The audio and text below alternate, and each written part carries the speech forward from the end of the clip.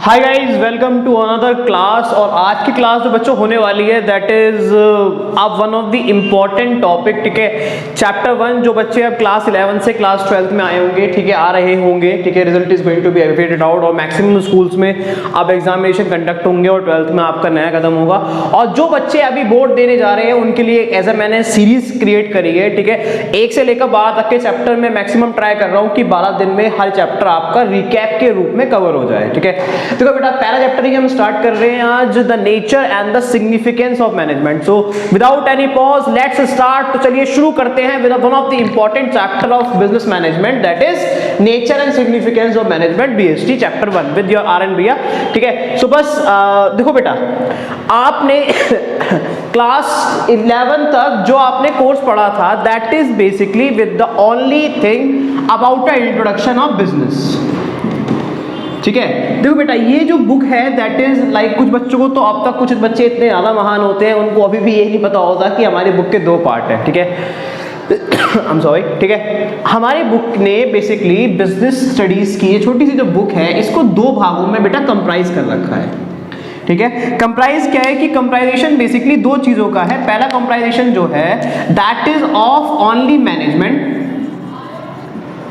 ठीक है। Second is composition of financial management, ठीक है। फाइनेंशियल मैनेजमेंट में ही यही साथ में 2 चैप्टर्स और आ जाते हैं, जिसका एक का नाम है कंज्यूमर, जिसको हम टीचर एज अ कंज्यूमर बोलते हैं। 1 सेकंड चैप्टर इज आपका मार्केटिंग, ठीक है। यही आपके पूरे 12th का कोर्स होने वाला है, ठीक है। इन्हीं चैप्टर्स को आपको पढ़ना है और इन्हीं का ये आपका सिलेबस रहेगा, ठीक है। इसमें से 40 मार्क्स का ये होता है, 40 मार्क्स का ये होता है, ठीक है। 40-40 के दोनों का वेटेज है, अलग अलग चैप्टर का अपना अपना अकॉर्डिंग वेटेज है। जिस हिसाब से हम चैप्टर करते जाएंगे उस हिसाब से मैं आपको बता दूंगा कि हर चैप्टर में कितना उसका वेटेज है, ठीक है। अगर बेटा मैं इस चैप्टर की बात करूं तो this chapter consist of like this management plus principal and plus business environment.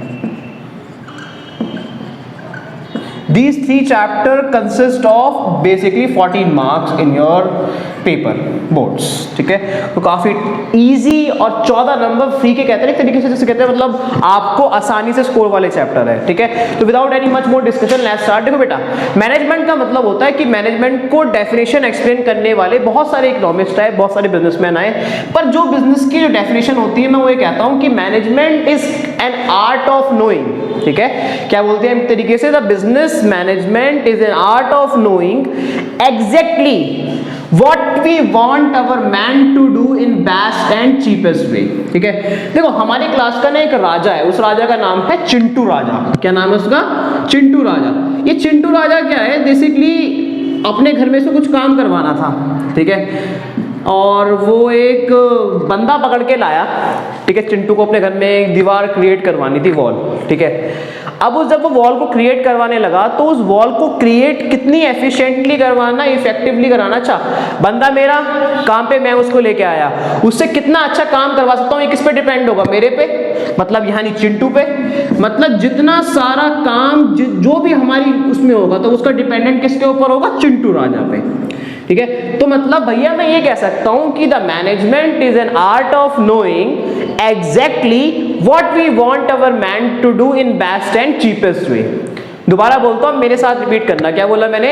Management refers to art of knowing exactly what we want our man to do in best and cheapest way, ठीक है। यहां तक कोई doubt नहीं। फिर बेटा यहां पे बोला गया कि मैनेजमेंट को हमने ना 3 भागों में डिफाइन करा गया। मतलब चिंटू जो मैनेजमेंट को डिफाइन करेगा उसे कहते हैं चिंटू की 3 उंगलियां, ठीक है। एक को बोलते हैं बेटा प्रोसेस, एक आएगा आपका एफिशिएंसी, एक होगा आपका इफेक्टिवली, ठीक है। There are 3 categories of management which we categorise. First is efficiency, ठीक है। Second is effectively and third is process. हर वर्ड को बहुत बारीकी से समझा रहा हूं और एक वीडियो में ही कवर कर रहा हूं चैप्टर को। मेरा ये बेस्ट एक ऑप्शन है कि भैया एक 12 वीडियो बच्चे लगातार देख लें और बोर्ड से आने से पहले और उनका रिवीजन पूरा कंप्लीट हो जाए, ठीक है। दोबारा बोलता हूं बेटा, मैनेजमेंट को 3 भागों में डिफाइन करा गया। पहला हुआ एफिशिएंसी। एफिशिएंसी का मतलब मेरे पास 2 बंदे चिंटू लेके आया, एक बंदा जो काम भी अच्छा करता है, ठीक है, और कम पैसे भी लेता है, जिसके लिए कॉस्ट एफिशिएंट है। It means that person is like का cost efficient, he don't need to basically कि उसको कुछ एक्स्ट्रा पैसा उसको देना है। हमने सपोज उसका 100 रुपए का काम कहा कि भैया, उसने कहा कि सर हमारे पास बजट जो है 100 रुपए का है, उसने कहा सर मैं 70 रुपए में काम करके दिखाऊंगा आपको, तो आप तो बहुत खुश कि भैया 100 रुपए का मैंने बेटा 70 रुपए से काम कर दिया। That individual which is like a cost efficient, इसको पैसे की परवाह नहीं है, वो कौन सा कहलाएगा? एफिशिएंसी। क्या बोलोगे उसको? एफिशिएंसी। दूसरा कौन सा है? इफेक्टिवली। वो ये कहता है कि मैं आपको टाइम सेविंग करूंगा, ठीक है, विद इन अ पीरियड आपको टाइम करके दिखाऊंगा, but don't ask me the cost. I am not a cost focused, I am a quality focused. जो बंदा क्वालिटी फोकस्ड होगा, ठीक है, हम कहते हैं चल 100 रुपए 100 से 120 ले ले, पर तू काम अच्छा करियो, ठीक है, that thing is known as effectively, ठीक है। इसी में बेटा तीसरा पॉइंट आता है, उसे कहते हैं process. Process is like a sequence of steps one after another, ठीक है। सपोज मैं मम्मी को दाल बनानी है, ठीक है, दाल के लिए कुकर चाहिए, दाल के लिए आपको कच्ची दाल चाहिए, चावल चाहिए, हर चीज you need very effectively a complete process, sequences of the steps. तो प्रोसेस को मैं ऐसा बोल सकता हूं कि the sequences of the steps are known as process. There are 3 parts of Chintu की कितनी उंगलियां? 3। कौन कौन सी? Efficiently, effectively, process. कोई भी डाउट यहां तक? ठीक है, देखो उसी के बाद हाँ हो सकता है कि there can be a question that the difference between the process and efficiency कई बार पेपर में पूछ लेता है, तो आपको ये चीज पता होनी चाहिए कि what is the difference between efficiency and effectively, ठीक है। उसके बाद देखो बेटा अब आ रहा है क्या कहते हैं व्हाट इज मैनेजमेंट, ठीक है। मैनेजमेंट की मैं डेफिनेशन पढ़ी, अब आएगा सबसे इंपॉर्टेंट कैरेक्टरिस्टिक्स, ठीक है। मैं ऐसी कुछ कैरेक्टरिस्टिक्स लिखवा रहा हूं जिसको आप अगर ऑप्ट करना चाहो तो मैक्सिमम 8 पार्ट में ऑप्ट कर सकते हो। देखो बेटा, मैनेजमेंट को हमारे बिजनेस में कुछ एक कोड के अकॉर्डिंग प्रोसेस करा गया या फिर टाइप ऑफ मैनेजमेंट कहा गया, ठीक है, जिसको बोला गया पहला क्या? POSDC। पोस्ट ऑफिस सुना है? पोस्ट ऑफिस से वर्ड आता है क्या? POSDC। क्या बोलोगे? POSDC। POSDC क्या था? P से आया प्लानिंग, क्या आया? प्लानिंग। O से क्या आया? ऑर्गेनाइजिंग। S से आया स्टाफिंग। D से आया डायरेक्टिंग। सी से आया कंट्रोलिंग। क्या इस बात से आप सहमत करते हो? बिल्कुल भी, ठीक है, कि भैया हमारे पास मैनेजमेंट के जो पार्ट हैं देयर आर 5 पार्ट्स, ठीक है। First is planning, second is organising, third is staffing, fourth is directing and last is controlling. तो कोड क्या बना? POSDC। क्या बोलोगे? POSDC, ठीक है।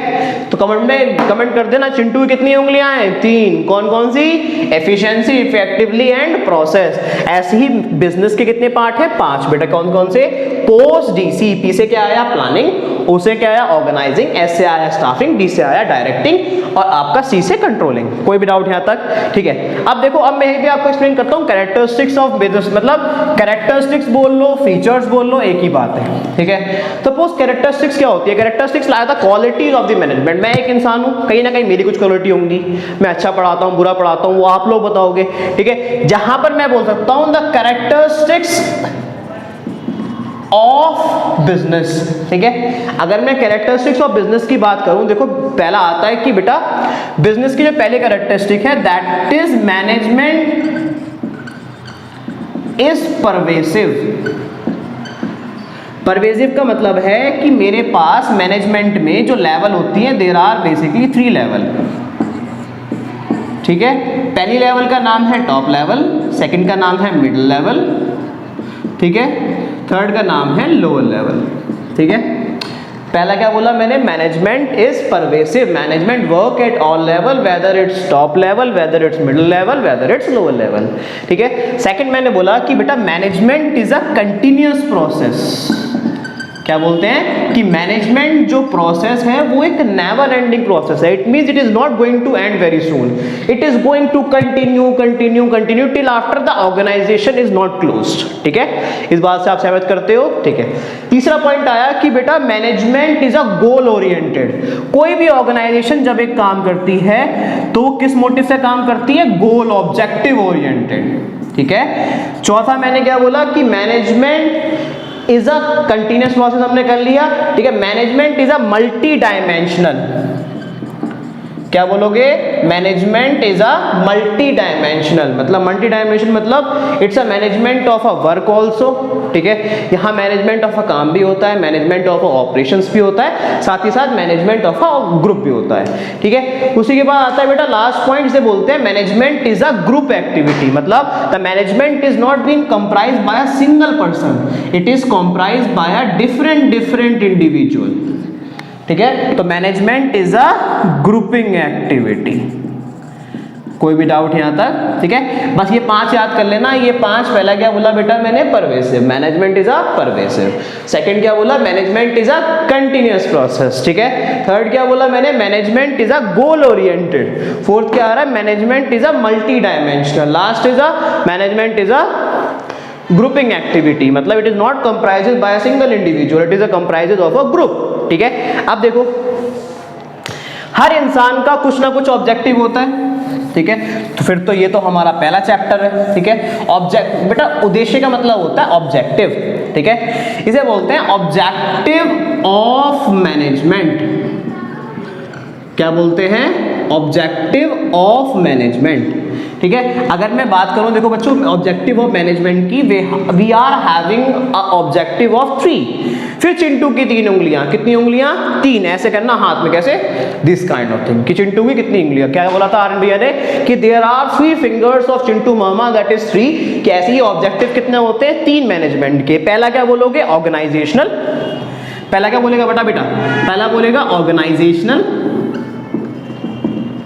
ठीक है। दूसरा होगा सोशल, और इसी में तीसरा आएगा पर्सनल, ठीक है। दोबारा बोल देता हूँ, मेरी थोड़ी राइटिंग गंदी है, please neglect, sorry for that, ठीक है। पहला क्या बोला, ऑर्गेनाइजेशनल, ठीक है, AL, ठीक है। दूसरा क्या बोला, सोशल, तीसरा क्या बोला, पर्सनल, ठीक है।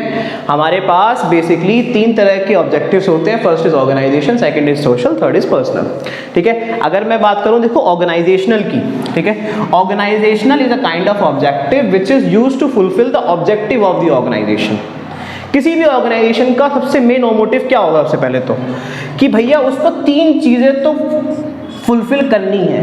बचपन में हमने एक टीवी पे चैनल आता था SPD पावर रेंजर्स, याद है, यहाँ भी SPD पावर रेंजर, पहला आया S, दूसरा आया P, बस D की जगह लगा देना G। S से क्या आया, सर्वाइवल,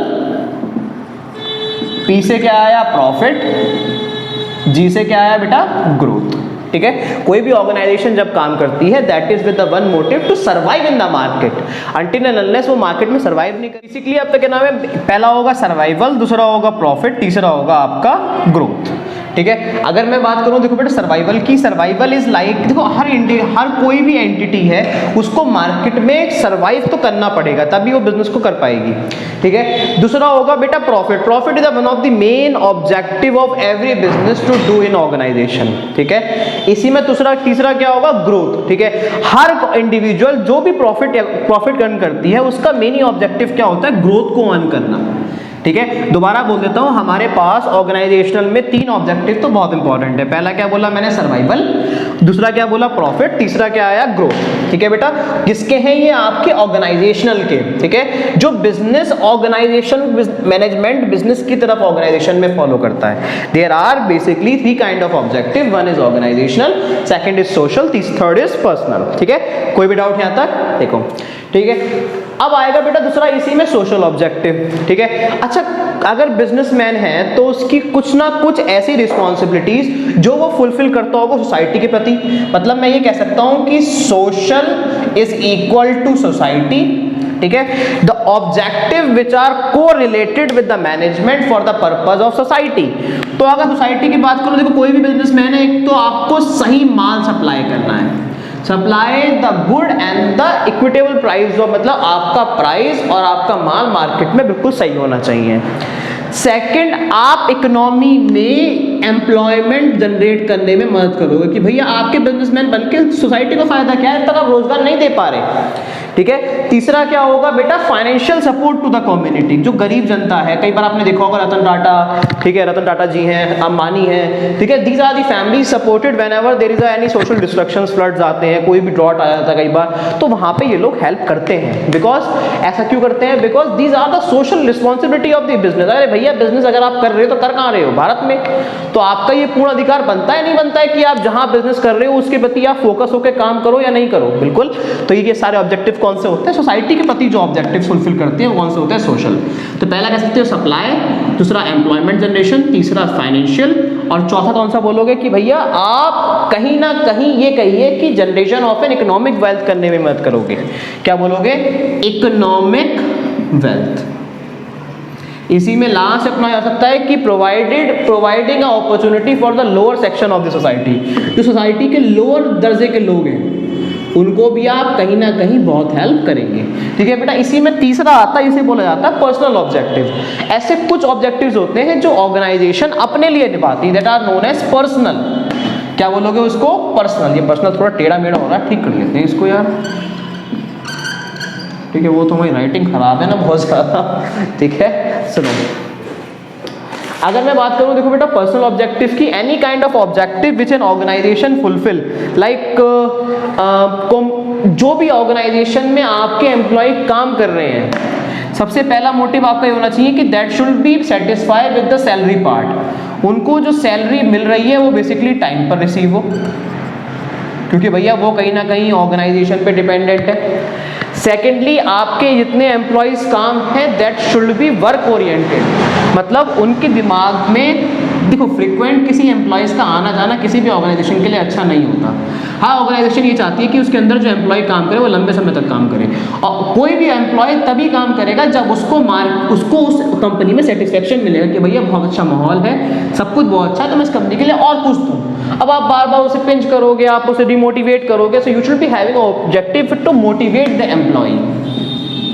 ठीक है, ये वो ऑब्जेक्टिव हैं जो आप अपने लिए, अपनी कंपनी के लिए करते हो।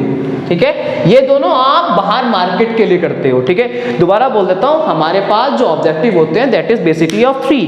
One is organizational, third is social, और third is personal. First is organisation, second is social, third is personal. ठीक है, चिंटू मामा की कितनी उंगलियां, 3। चलो जी, अब मैं अगर आगे बातें करूं, देखो बेटा, अब आता है अब मैं छोटी सी आपको एक छोटी सी हेल्प करने वाला हूं, जहां से I will help you how to build from characteristics to importance. मतलब आपको देखोगा कि पूरे 12 चैप्टर्स में इतने ज्यादा कैरेक्टरिस्टिक इंपॉर्टेंस है, और लगाने बैठे तो 100-150 तो ऊपर बैठेंगे सारे मिला के। ठीक है, तो इतने सारे कैरेक्टरिस्टिक्स फीचर याद करने की किसी को कोई नीड नहीं है। देखो, जब तक मैं बैठा हूं तब तक आपको हम नैया पाल लगाएंगे सैया। ठीक है, देखो सुनो, सबसे ज्यादा इंपॉर्टेंट है बेटा, you have to build a confidence in you. जब तक खुद पे कॉन्फिडेंस नहीं लाओगे तो कोई भी कुछ नहीं कर पाएगा। ठीक है, सबसे पहला कॉन्फिडेंस ये रखना कि भैया से पढ़ के जा रहे हैं, फोड़ कर आएंगे एग्जाम को। ठीक है, दूसरी चीज, अगर मैंने बोला है कि कैरेक्टरिस्टिक्स, ठीक है, अगर मैं बात भी करूं फीचर्स की, देखो फीचर्स में हमने सबसे पहले क्या पढ़ा था कि management is a goal oriented. एक तरीके से फीचर ही इंपॉर्टेंस का भाई है। इंपॉर्टेंस का मतलब आप यूज कह लो या इस्तेमाल कह लो कि हम मैनेजमेंट को कैसे इस्तेमाल करते हैं। तो this is a complete usage of management. ठीक है, जहां पर मैं ये बोल सकता हूं, सपोज मैंने पहला ऑब्जेक्टिव बोला गोल ओरिएंटेड, इसी का दूसरा भाई क्या होता है, इट इज, यहां पे लगा दो help to achieve goal of an organisation. हाँ या ना, मैंने क्या करा, मैंने इसमें तो उठा लिया ये वाला। फिर हमने दूसरा करा कि परवेसिव। ठीक है, मैनेजमेंट क्या होता है, परवेसिव। हाँ या ना, अगर मैं परवेसिव बताऊं तो management works at all level. हाँ या ना, तो we can say that management work help to work at all level, that is top, middle, lower. हाँ या ना, समझ में आया मैं कैसे कर रहा हूं। मैं सिर्फ फीचर्स मुझे याद थे, मैं फीचर्स में से क्या लगा रहा हूं, हेल्प। ठीक है। तीसरा मैंने बताया था एक और इसमें होता है मैनेजमेंट इज डायनामिक। डायनामिक का मतलब होता है according to the taste and preference. So management help to change according to the taste and preference. हाँ है ना बच्चों, ठीक है, 3 ऐसे निकल गए, ठीक है। फिर हमने एक पढ़ा था शायद मल्टी डायमेंशनल, याद है, ठीक है। तो मैं उसको ऐसे बोल सकता हूं कि management help to build and work at all kind of work in an organisation. मतलब जितने तरीके के काम है, चाहे वो मैनेजमेंट ऑफ वर्क हो, पीपल हो, साइट है, कुछ भी, उसमें मैनेजमेंट आपका काम आता है। मतलब management is a multi dimension. मैंने चारों औपचारिक फीचर्स किससे बना दिए, फीचर्स से, और उसका क्या बना दिया, importance. Same concept you have to apply जब आपके पास फीचर्स हैं और फीचर्स से आप क्या बना रहे हो, इंपॉर्टेंस। यहां तक कोई भी डाउट, किसी भी तरीके का कोई भी डाउट, दोबारा बोल देते हैं, these are the features from the importance, ठीक है। आई होप यहां तक तो कोई डाउट आपको होना नहीं चाहिए, ठीक है। उसी के बाद बेटा अब आता है इसी में एक छोटा सा पॉइंट है, इसे बोलते हैं हम नेचर ऑफ मैनेजमेंट।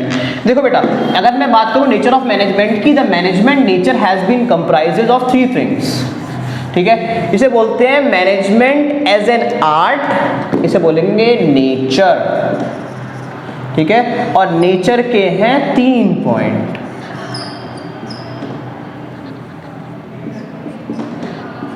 ठीक है। नेचर के हैं 3 पॉइंट। पहला मैंने क्या बोला, management as an art, management as an both, ठीक है।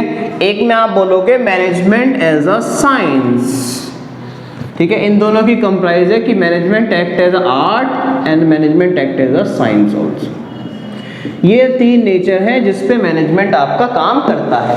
मतलब मैं ये बोल सकता हूं कि management work as an art also, management work as a science also, management work as a both. और इसी में एक और लास्ट और आता है, इसे बोलते हैं management act as a profession, ठीक है। दोबारा बोलता हूं, हमारे पास अगर हम नेचर को गिनने चले तो नेचर के हमारे पास 4 चीजें तो बहुत इंपॉर्टेंट है। इसको बोलते हैं type of nature of management, ठीक है। नेचर में पहला कौन सा आता है, साइंस, ठीक है। दूसरा होता है सेकंड नंबर का बोथ, कि management act as a art also, management act as a science also. फिर तीसरा आता है मैनेजमेंट एज अ आर्ट, और लास्ट बैठता है आपका management as a profession. I hope यहां तक तो कोई डाउट नहीं होगा, ठीक है। चलो बेटा बताए तो फटाफट से कि मैनेजमेंट एज एन आर्ट क्या होता है। देखो बेटा, मैनेजमेंट को करने के लिए हमको चाहिए specified skills and specified knowledge, ठीक है। जहां मैं बात करूंगा कि जब मैनेजमेंट में स्किल्स चाहिए, देखो आर्ट का मतलब क्या होता है, कला। जिस भी एक्टिविटी को करने के लिए, whether I am working as an engineer, whether I am working as an teacher, whether I am working as an anything, ठीक है। जिस जगह पे मैनेजमेंट पाया जाता है उस जगह पे कहीं ना कहीं मुझे किसी ना तरीके की स्किल्स की रिक्वायर्ड होगी। जिस भी जगह पे मेरे पास एक स्किल्स या नॉलेज की रिक्वायरमेंट है उसको मैं बोलूंगा मैनेजमेंट एज एन आर्ट। जब मेरे पास मुझे चाहिए एक्सपेरिमेंटेशन, क्या बोलोगे, आर्ट में तो आपने बोल दिया कि इट रिक्वायर स्किल, और साइंस में क्या बोला आपने, इट रिक्वायर नॉलेज। और साइंस में तुम लैब में जाके क्या करते थे, एक्सपेरिमेंटेशन, याद है। तो साइंस का मतलब क्या है, एक्सपेरिमेंटेशन।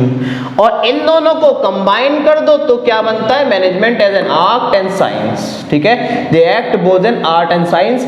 इसका एक स्पेसिफाइड आंसर, बिकॉज ये क्वेश्चन एग्जाम में बहुत बार पूछा जाता है, ठीक है। तो ये चीज आपको स्क्रीन पे सामने शो हो रही होगी। 2 मिनट पॉज करके उसका मैंने एक छोटी सी कटिंग आपके सामने स्क्रीन में डाल दी है। उस कटिंग को अपनी नोटबुक में जहां भी तुम नोट्स बना रहे हो वहां पे नोट कर लेना कि why the management is an act as an both, ठीक है, आर्ट एंड साइंस। कई बार, बहुत बार पेपर में प्रीवियस ईयर्स में पूछा गया है कि the management act as a both art and science, ठीक है। अब चौथा आता है बेटा last, management as a profession, ठीक है। देखो, profession can be an occupation which is derived from previous experience, ठीक है। मतलब मैं ये कह सकता हूं जिस कोई भी एक ऑक्यूपेंसी करने के लिए, whether I am a lawyer, whether I am a doctor, I need some specified knowledge about that. तो जिसमें भी स्पेसिफाइड नॉलेज एंड स्किल्स की रिक्वायरमेंट है, उसे मैं क्या बोलूंगा, management act as an profession. ठीक है, दोबारा बोल देता हूँ, हमारे पास जो कैटेगरीज होती है नेचर की, 4 कैटेगरीज होती हैं। पहला क्या बोला मैंने, साइंस। दूसरा क्या बोला मैंने, आर्ट एंड साइंस। थर्ड क्या बोला मैंने, आर्ट। फोर्थ क्या बोला मैंने, प्रोफेशन। आई होप यहाँ तक तो किसी कोई डाउट नहीं होगा कि management act as a both science, art, profession. Both में क्या हुआ, आर्ट एंड साइंस। यहाँ तक कोई भी डाउट किसी भी तरीके का किसी को भी? ठीक है, अब यहाँ पे और इसका एक स्पेसिफाइड आंसर बोथ का मैं आपको स्क्रीन पे दे दिया है, उसको नोट डाउन कर लेना। ठीक है, अब यहाँ तक बेटा हमने लास्ट टाइम अभी हमने पढ़ लिया कि भैया टॉप हमारे पास 3 लेवल होते हैं। एक होता है टॉप, ठीक है, टॉप लेवल पे बेटा जो लोग आते हैं दैट आर, कोई भी 4 याद कर लेना, CEO, vice president, president of the company, managing directors, which having a one motive towards an organisation that is to earn maximum amount of profit. और जितने भी प्रॉफिट लॉसेस की बातें करेंगे वो कौन करेंगे, टॉप मैनेजमेंट के। और जो एक्शंस को फुलफिल करेंगे टॉप मैनेजमेंट की, वो कौन होंगे, मिडिल लेवल के लोग, यानी managers, junior manager, deputy managers. ठीक है, कई बार सुपरवाइजर्स भी आते हैं, पर सुपरवाइजर्स की भी कई बार तरीके की लेवल होती है जो मिडिल लेवल पे आते हैं। ठीक है, तो यहाँ लिख सकते हैं वाइस प्रेसिडेंट, यहाँ पे directors, CEO, cofounder, these are the top level management. ठीक है, अगर मैं बात करूं मिडिल लेवल की, तो मिडिल लेवल लाइक VP से VP कह रहा हूं, सॉरी, सेल्स मैनेजर, मैनेजर्स। ठीक है, जो एक्शन फुलफिल करते हैं किसका, टॉप लेवल का, और जो एक्शन कैरी डाउन होगा छोटी छोटी लेबर्स के मुकाबले, ठीक है, उन्हें क्या कहोगे आप, मिडिल लेवल। ठीक है, आई होप यहां तक किसी को कोई भी डाउट नहीं होगा। ठीक है, ठीक है, अगर मैं मिडिल लेवल की बात करूं तो मैंने बता दिया। अब लास्ट लेवल पे जो आएगा बेटा, that is the level of lower level. ठीक है, लोअर लेवल में मतलब वो लोग आते हैं लाइक सुपरवाइजर्स, छोटे छोटे लोग लाइक लेबर्स, ठीक है, आपके वॉचमैन, ठीक है, that are basically fulfilling the orders of middle level. ठीक है, जो फुलफिल करेगा ऑर्डर मिडिल लेवल का and carry down for the further process, that are the people of lower level. I hope यहाँ तक किसी को डाउट नहीं होगा। हमारे पास कितने लेवल होते हैं बेटा, 3। ज़्यादा याद रखना, चिंटू मामा की कितनी उंगलियां हैं, 3, एक्सेप्ट नेचर। नेचर में कितने होते हैं, 4। कौन कौन से, management as an art, management as a science, management as a both. वो बोथ एक ही में कंबाइंड होता है, इसलिए 3 ही याद रखना कि चिंटू मामा की कितनी उंगलियां, 3 उंगलियां। There are basically 3 fingers of Chintu मामा। ठीक है, क्लियर। एंड गाइस, थोड़ी सी एक आई नीड योर सपोर्ट। ठीक है, एक वीडियो को लाइक एंड सब्सक्राइब कर देना if you like my lectures, and I promise you. ठीक है, देखो बेटा, लाइक सब्सक्राइब हर यूट्यूबर बोलता है, ठीक है, हर एजुकेटर भी बोलेगा कि भाई ग्रेस्पिंग सबको चाहिए, नो डाउट। ठीक है, but I need only that's कि आप सबको मेरे लेक्चर्स पसंद आए, and I get a motivation to create it more with the best efficiency. ठीक है, उसके बाद आया देखो, टॉप लेवल हो गया, मिडिल लेवल हो गया, लोअर लेवल हो गया। ठीक है, फिर फंक्शंस भी हमने पढ़ लिया कि वी आर हैविंग अ 4 और 5 टाइप्स ऑफ मैनेजमेंट और the functions you can say. ठीक है, क्वेश्चन जो आता है बेसिकली फंक्शन के नाम से आता है कि how many type of functions we have of management. तो आप क्या बोलोगे कि of management we have basically 5 functions. कितने फंक्शंस होते हैं मैनेजमेंट के, 5 फंक्शंस होते हैं। पहला क्या बोला, वही पोस्ट DC, क्या बोलते हो, पोस्ट DC, यानी planning, organising, staffing, directing, controlling. Planning को अभी हम आगे चैप्टर पढ़ेंगे, ऑर्गेनाइजिंग को पढ़ेंगे, स्टाफिंग को, डायरेक्टिंग को, कंट्रोलिंग को भी।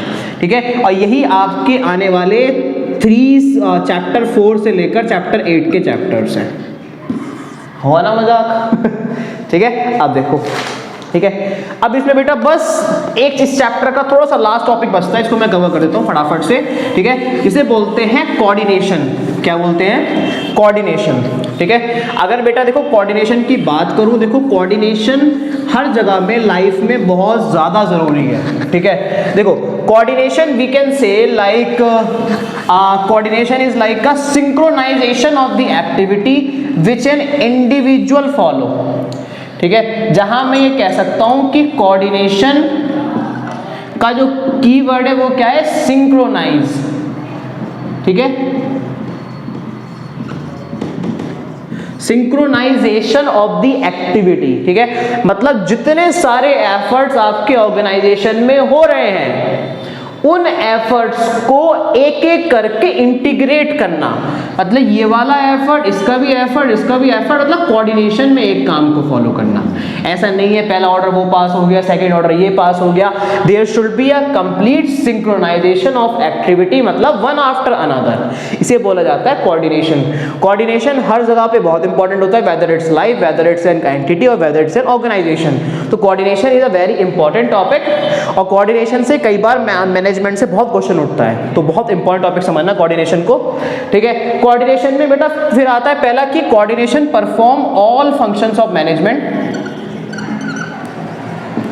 बिल्कुल सही बात है कि भैया अगर मैनेजमेंट में कोऑर्डिनेशन नहीं होगा, प्रॉपर सीक्वेंस ऑफ स्टेप्स नहीं होंगे, तो वहाँ भी कोई भी प्रेजेंट मैनेजमेंट प्रॉपर तरीके से काम नहीं कर पाएगा। दूसरा, coordination is required at all level, मतलब मैं ये कह सकता हूँ कि मैनेजमेंट के तीनों लेवल पे कोऑर्डिनेशन बहुत ज़्यादा नीडफुल होता है।